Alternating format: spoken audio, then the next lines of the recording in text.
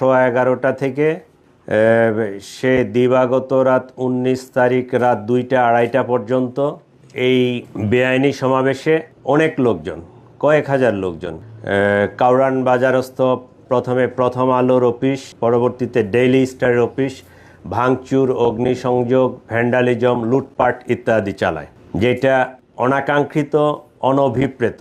এটা আমরা কখনোই কাম্য করি না। কিন্তু কতিপয় দুষ্কৃতিকারী এরা সবসময় সুযোগের সন্ধানে দেশে একটা অরাজকতা পরিস্থিতি তৈরি করার চেষ্টা করে, এবং কতিপয় লোক এই সুযোগে থাকে। কোনো জায়গায় একটা গ্যাঞ্জাম হলে ওখানকার সম্পদ, কম্পিউটার, টাকা পয়সা, এইটা ওইটা লুণ্ঠনের ইচ্ছায় তারা, অভিপ্রায়ে তারা ওখানে চলে যায়।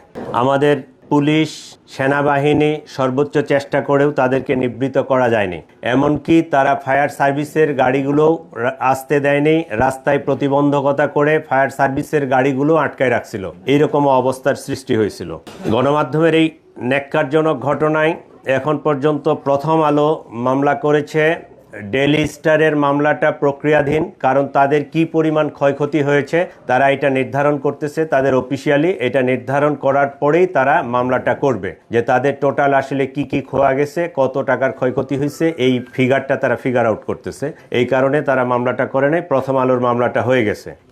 ইতিমধ্যে Dhaka metropolitan police, DB, CTTC এবং অন্যান্য গোয়েন্দা সংস্থাগুলো ভিডিও ফুটেজ দেখে এই দুষ্কৃতিকারীদেরকে চিহ্নিত করার চেষ্টা করেছে, এবং আমরা গ্রেফতারের প্রচেষ্টাও অব্যাহত রেখেছি। এখন পর্যন্ত থানা পুলিশ কর্তৃক 13 জন এবং সিটিটিসি কর্তৃক 3 জন, ডিবি কর্তৃক 1 জন, মোট 17 জনকে গ্রেফতার করতে আমরা সক্ষম হয়েছি। তাদের কাছ থেকে, একজন আসামির কাছ থেকে ওইখান থেকে নিয়ে যাওয়া টাকার মধ্যে নগদ 50,000 টাকা, এবং সেই টাকা দিয়ে সে একটা টিভি কিনছে, একটা টাচ ফ্রিজ কিনছে, সেটা আমরা উদ্ধার করতে সক্ষম হয়েছি।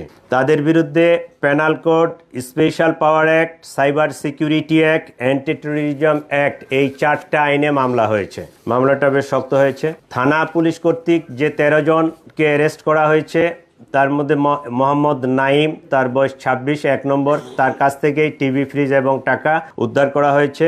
মোহাম্মদ আকাশ আহমেদ সাগর, মোহাম্মদ আব্দুল আহাদ, মোহাম্মদ নজরুল ইসলাম ওরফে মিনহাজ, মোহাম্মদ জাহাঙ্গীর, মোহাম্মদ সোহেল রানা, মোহাম্মদ আব্দুল বারেক শেখ ওরফে আলামিন, রাশেদুল ইসলাম, সোহেল রানা, শফিকুল ইসলাম, এই 13 জনকে থানা পুলিশ কর্তৃক গ্রেফতার করা হয়েছে। মোহাম্মদ প্রান্ত শিকদার ওরফে ফয়সাল আহমেদ প্রান্ত, আবুল কাশেম, রাজু হুসাইন চাঁদ, এই 3 জনকে সিটিটিসি কর্তৃক গ্রেফতার করা হয়েছে। মোহাম্মদ সাইদুর রহমান, একে ডিবি কর্তৃক গ্রেফতার করা হয়েছে।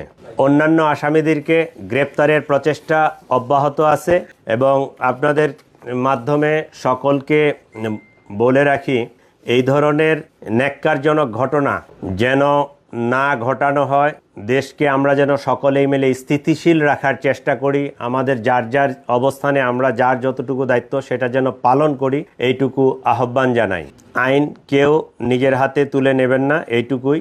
আর আপনাদের উপর, আপনাদের মাধ্যমে সকলের জন্য আমি একটা জিনিস ইনফরমেশন দেই, যে আমাদের যে ফৌজদারি কার্যবিধি আছে, এইটার 44 ধারায় এটা স্পষ্টভাবে বলা আছে, এই দুষ্কৃতিকারী বা এই অপরাধী, কতিপয় অপরাধ ওখানে একদম বর্ণনা করা আছে, তাদেরকে ধরে দিতে বা ধরতে সহায়তা করতে জনগণ পুলিশকে সাহায্য করবে। এটা আইনেই বলা আছে। আইনানুগভাবে আমরা এটার জন্য কিন্তু ইন্টাইটেল। ওই যে আপনাদের মাধ্যমে আপনারা এবং যারা আমাদেরকে শুনতেছে সকলের কাছে আমাদের উদাত্ত আহ্বান, শুধু এই ঘটনায় না, আরও অন্যান্য ঘটনায় যে সকল আসামি আছে তাদেরকে যদি আপনারা আপনার এলাকায় দেখেন বা পান, কোনো বাসায় থাকে বা ইয়া করে, আপনারা তথ্য দিবেন। এটা কিন্তু আপনাকে আইনানুগভাবে এই অধিকারটুকু দেওয়া হয়েছে। আপনারা এই তথ্য দিবেন, আমাদেরকে সহায়তা করবেন। ধন্যবাদ সকলকে।